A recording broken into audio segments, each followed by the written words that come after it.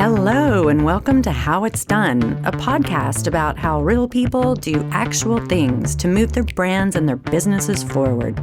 From the simplest of tactics to the most advanced tools and technologies, we go behind the buzzwords to understand the how. Have you ever seen or read or heard about someone or some company that did something really cool and you wondered, yeah, but how did they do it? Yeah, me too, so here we are. Are you curious? I'm about as curious as they come. So stick around, we'll be curious together, and I promise we'll learn stuff.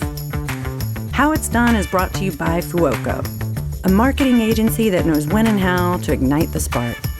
I'm Christy Goad, and I'll be your host. Hello, and welcome to the show. In this episode of How It's Done, I'm here with Mr. Mike Hollis. Thanks for being here, Mike. Happy to be here. Appreciate you having me. Mike is president of strategic business for emids, a global provider of healthcare technology expertise and solutions for payers, providers, and tech enablers.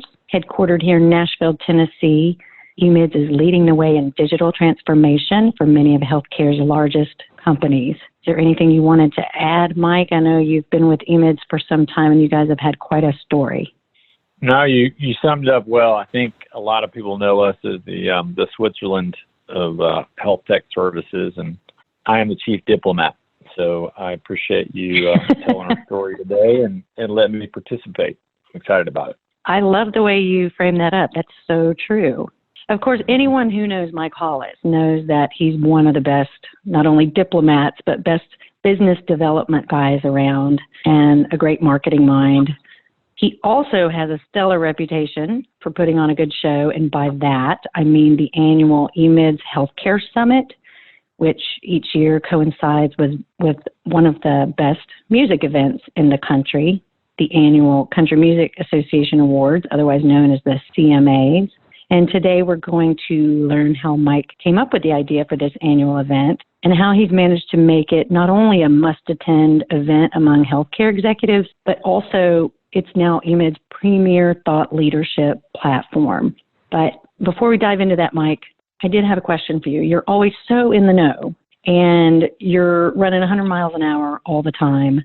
How the heck do you stay on top of all the latest and greatest trends, both professionally and socially? And where do you go to get your best ideas? I would say it's an organic process. There's nothing that can be absolutely mechanized in doing this stuff. You know, it's the world that we operate in. There is a lot of technology, but it's still a people-driven business, and relationships matter. And the currency of those relationships matter. So from a trend perspective, I really pay close attention to a lot of the emotions that are kind of coming out of the financial voices within healthcare and some consumer tech-oriented voices. So by that, I mean, you know, I subscribe to all the things that everyone else would subscribe to from kind of a daily or weekly or monthly perspective on the market, but also pay close attention to a lot of the analysts, especially for those analysts that cover our customers or our partners. So I have a sense of what's happening within their worlds and how they're being, what the optic is on them externally. But also on the consumer side. So healthcare is shifting, and the consumer is in full control and is going to demand more. And so I look at external sources, simple things like TechCrunch or, you know, other avenues of news or media that give a broad tech industry perspective on what's happening. And then some of that kind of narrates down into healthcare. And that helps me think through for our own events, our own internal consumption, or how we produce stuff. How should we create it? How should we curate it? And really take some lessons learned from some of the consumer-oriented tech companies that do it so well. Awesome. Are there any other ways outside of some of those normal channels where you find you get your best ideas, maybe a walk in the morning or a run? I know you do some cycling.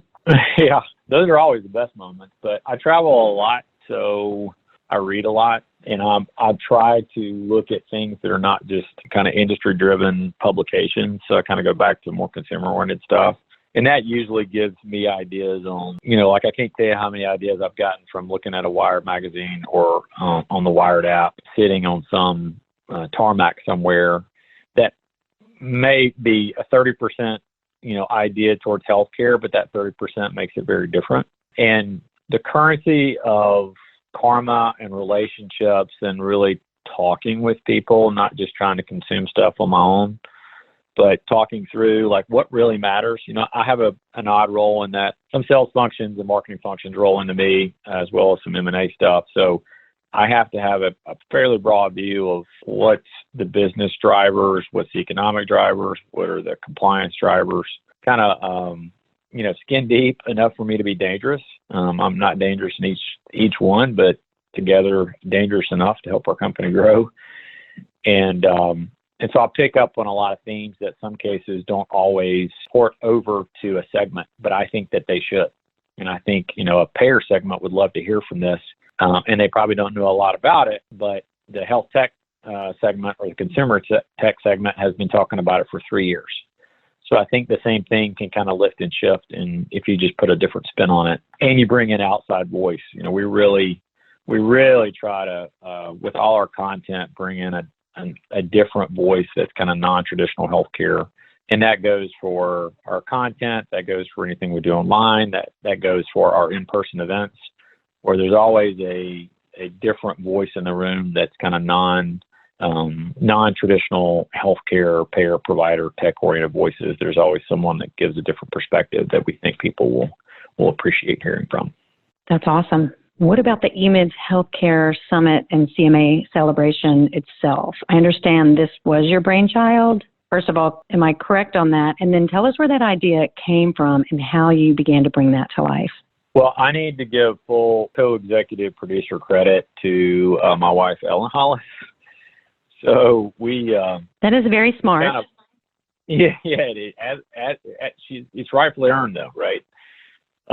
We've done something around the CMAs for probably 12 years now, at least 10 plus years.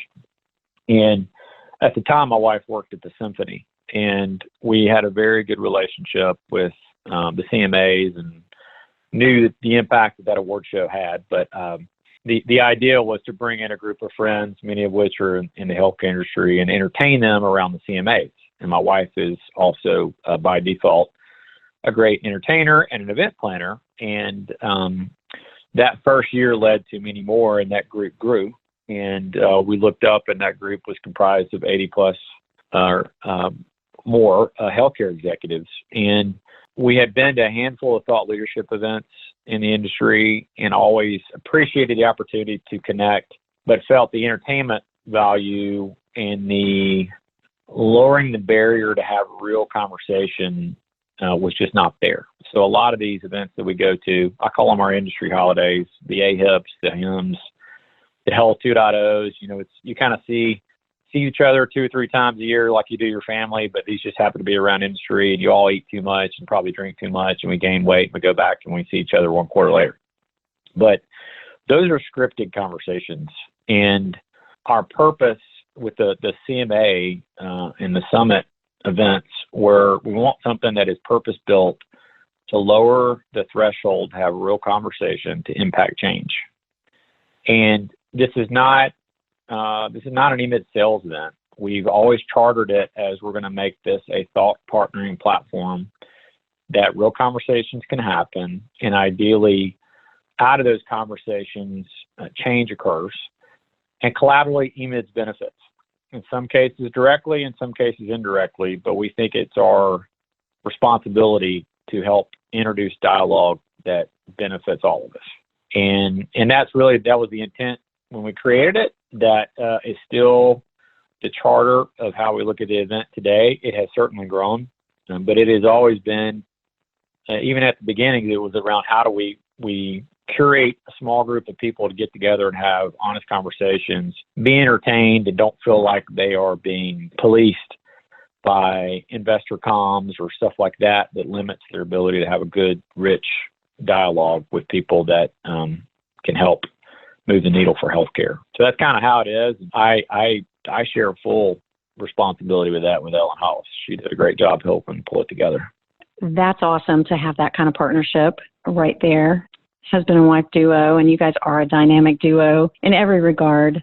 But also, it does not hurt you to be able to recruit some of the top people at some of the top companies in healthcare, as well as some consumer brands, by also marrying it with the CMAs here in Nashville? How much does that play into it? I think early on, a much bigger percentage than it does today. And what I mean by that is when the summit was an unknown entity feeding against a lot of other events, and there's more events every year, we see less attrition of events leaving. We see actually more events being calendared and planned and competing with each other. So when there's a lot of noise in the system, you've got to have an anchor reason to participate.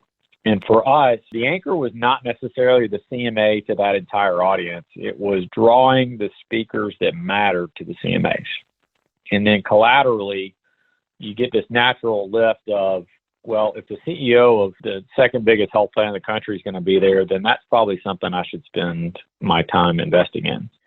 And you kind of we built that storyline for 2 or 3 years. And then the CMA portion of it has become, I won't say completely unimportant. It's still an important piece of anchor reason for people to come, especially those that haven't attended before or that are a marquee customer, client, partner of ours. We certainly want to entertain them at the show, and it does what it's built to do. It's a great thing to see. Lifting the curtain on how an event like that is put on real time live TV is a lot of fun. But the great thing for us is, the summit has become more than an event the morning of the CMAs. It's actually become a platform for us. And we've had, oddly enough, our night before has become more of the anchor evening and more people excited about that. We actually had I'll call it a high abandonment rate last year of folks that couldn't attend the CMAs because they wanted to come the night before. And we don't want to rob 3 days of someone's time. So we try to limit the impact to 2 days and give them the opportunity to choose, should they come in the day before, stay the day after, and then that kind of drives should they attend the CMAs with us. But, the summit has been, we've been very lucky working with the team and working with our partners and bringing in great sponsors that give great perspective. But the impact and the celebrity of some of the folks, both in industry and out of industry, has been higher, and the bar is raised higher each year. And I think that's a big reason to be in that room, to hear what's said versus just going to attend a concert for free the night they're in. Yeah, no kidding. So for our fellow marketing executives out there, in addition to some of the things you've already talked about, are there other key elements of success for an event like this? And then what kinds of things have you done to make sure emids Healthcare Summit is really unlike any other event out there? Yeah, I think all these elements kind of work together. It's a quilt cut from a lot of different patches of fabric to make it work. For me, the charter for our summit is very similar to what we do. The playbook is similar for the other events that we do throughout the year. And we serve different segments within the healthcare industry. So we serve providers, payers, and health tech, and they have very different forms of how they are marketed to, how they consume, what they're comfortable with, what they're not. But de facto success is things need to be anchored against something. So simply saying that we're going to have a happy hour at a place against a big event like HIMSS just doesn't work. So ingredient success for me have always been, it needs to be anchored with someone that either needs to be a out of industry sponsor, an out of industry context, or simple things like a host committee, and where we want to get buy-in from leaders that this is a place that they need to be at so they can have conversations they want to have in an environment that's safe, that they're not going to be quote unquote sold to. So we tend to have non-traditional sponsors where we've done a lot with Lyft. They've been great partners of ours, as have folks like Under Armour, which is, they're both in the peripheral of healthcare. A lot of people think of them as consumer companies, but they actually do a lot in healthcare. And there's bilateral learning in that. So they've participated. We've had key leaders in the industry participate as host committee members. That playbook is similar for our healthcare summit. We have folks that help us shape the content each year. So it's not just us as emids kind of looking out. We're actually getting external voice into the summit agenda and the content therein.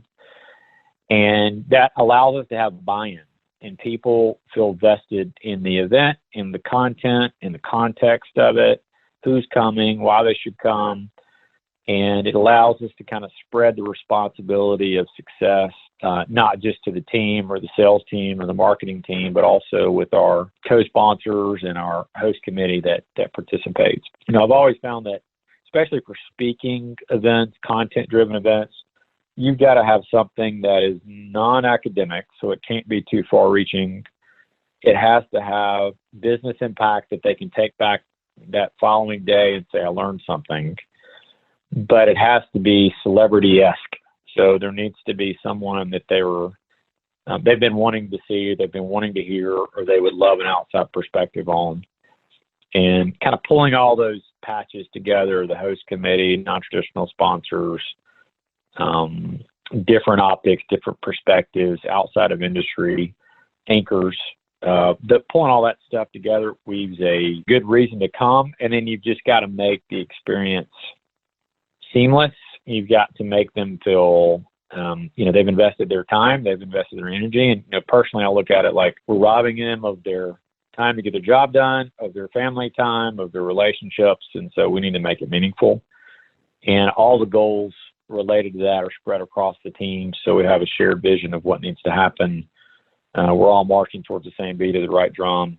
And in the end, if it betters our business and betters the value for our customers and partners, then we've done our job. Well, along those lines, with so much time and energy and money that goes into it on your side and on your partner side, on your speakers and sponsors, how do you actually make sure that it's going to pay off for your company? Are there certain things that you really can look to from a business perspective in terms of the success of this kind of a thought leadership platform? Yeah, I'll tell you that's a target that is evolving. It's not like it's continually moving away from us, but every year we learn more and we learn how to make it a bigger impact in the company. So we go back to, this is truly a platform for us. This is not a one-day event. We as a byproduct of the summit have multiple video interviews that are happening outside the big room. There are ghostwriters that are in the room writing kind of point of view perspectives on key trends. There are one-on-one interviews that are happening almost like red carpet style outside the room. And then we have separate kind of track roundtable groups related to data, digital, tech, innovation, strategy. All of that, we inventory this really rich catalog of content. And that is a big runway for our marketing teams to marry to the next year's strategy.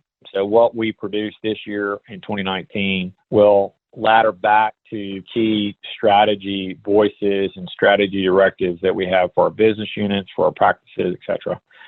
So one, it's a key ingredient to produce content. And this past year was a big success for that. We got a lot of runway out of that catalog, much more than we thought about. And it actually helped us currently think through, with your help and others, about how do we set this year up for even more success. So how can we catalog even more and marry that strategy? Then there's hard measurements like percentage of attendees impacted by a pipeline, percentage of attendees that are prospects, what our conversion rates look like, et cetera. But we invest a lot of time in prepping our teams so that when they are having conversations, it's rich conversations and not just sales oriented. But then we obviously have the hard measures of what did it do to impact the pipeline the day of, and then what's the tail after that. And it's the multiplier on it is huge, and it makes it really hard for me to invest in those industry holidays that we talked about, like AHIP and HIMSS, because the multiplier at HIMSS is like a 1.3, 1.4 times impact. At our own event, it's 4, 5, 6, 7 times impact. So the same dollar yields a much bigger return, both in pipeline and also brand positioning that we just can't buy elsewhere. And so we can kind of control our destiny more. And every year we've tweaked our budget to accommodate that because we're yielding more and more output of it. I'm sure there'll be a day where their water lines are fairly equal with other energies and stuff that we put on. But, one thing that we've learned is because the summit is a platform and not just a 2-day event, we think there's opportunities to regionalize it. We think there's opportunities, and we've already done that. We've had major success with the first one we did in San Francisco. We've got another one planned on the East Coast in New York, and even doing account-based summits where we've had a really rich conversation, and some of the key leaders said, I really would love to lift and shift this same conversation into my team's boardroom and continue the conversation there. And we think there's a lot of opportunity to do that and even internationalize it. We're doing some work in the UK and think there's an opportunity to have a similar conversation there. So we do a little bit of a rear view preview on what's possible, and then just adjust the plans accordingly as it continues to yield the results that we hope it will. That's awesome. I know each year you take on a different theme. Can you share with us what this year's theme and the gist of the summit conversation will be about? Sure. And it's easy because it was helped shaped by you and your team. So I thank you, Christy. It is, what we've really tried to do. Thank you. We are trying to make healthcare and the consumer's view of healthcare and engagement of healthcare more natural. So the key theme this year is around design to care. So how do we design these systems? How do we design the interaction? How do we design the engagement to allow the barriers to be broken down and it feel more fluid? It is a very isolated, cumbersome, valley, mountain-oriented environment where you think you've got things covered and suddenly you don't. And it's cumbersome from the consumer, the patient, the member, whatever you call them. And our hope this year is how can we design these systems better? How do we allow the barriers to be dropped and make things feel easier for the consumer, and then us as healthcare organizations, business, clinical, whatever the narrative is for our orgs individually, how do we make it better? How do we drive more value for the stakeholders, personal, professional, what have you? So that's the hope this year, and we're already excited. We've got a lot of speakers participating. We've got executives from Nextdoor, from Lululemon, from Under Armour, and others that complement, Blue Cross executives, major health IDN systems, the Livongos of the world that are going to participate. So we think it's going to be a really rich dialogue that we're excited to bring to the industry. That's awesome, Mike. That sounds like such a great conversation to be having and so timely and relevant. I think this is an invite-only event. Is that right? And if so, how does one go about learning more or getting an invitation? It is an invitation only. It is, we limit the room size to less than 200.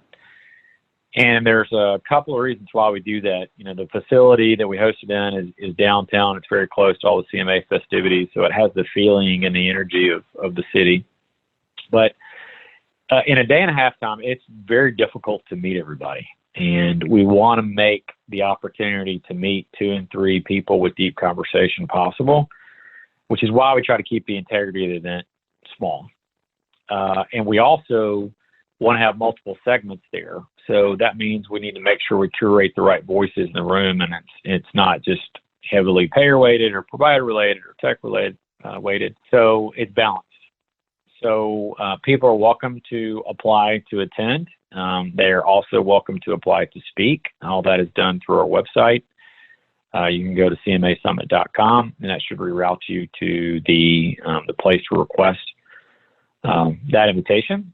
But another way is to know some of the Summit alumni. We actually have a CMA Summit alumni group on LinkedIn. You probably have met someone. If you're in the healthcare industry, we're all 1 or 2 degrees from each other, and can ask about the event if it's worthwhile attending. And certainly, if they voice there's a good reason to have you in the room, then we take that into consideration and try to make sure we include everybody. It doesn't hurt to be an emids customer. I will say that, full disclaimer. And we take inputs from our host committee and sponsors as well. Awesome. So that wraps up our questions around the summit. And since there is a little bit of a music theme associated, I always like to end with a little bit more of a lighthearted, burning question. And I was hoping maybe, Mike, you could give us a little glimpse into the real Mike Hollis and tell us, first of all, who's your favorite band or singer? And second, what's your all-time favorite song?